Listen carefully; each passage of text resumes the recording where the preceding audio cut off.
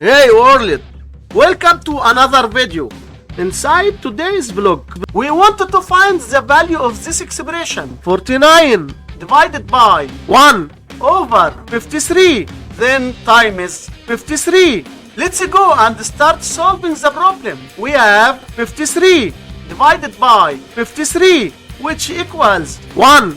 So here we have just 1, and 49 divided by 1 equals 49. But this answer is not correct because according to the order of operation, we have to do this division first, not this multiplication. So let's start the correct solution. 49 divided by 1 over 53. To do this division, write down the 49 and change the division to multiplication and flip this fraction to 53 over 1, which gives 53. And here again we have times 53. 49 times 53 gives us 2,597. So 2,597 times 53, which equals 137,641.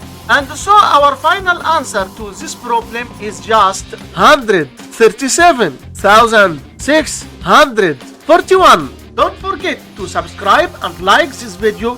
Catch you later.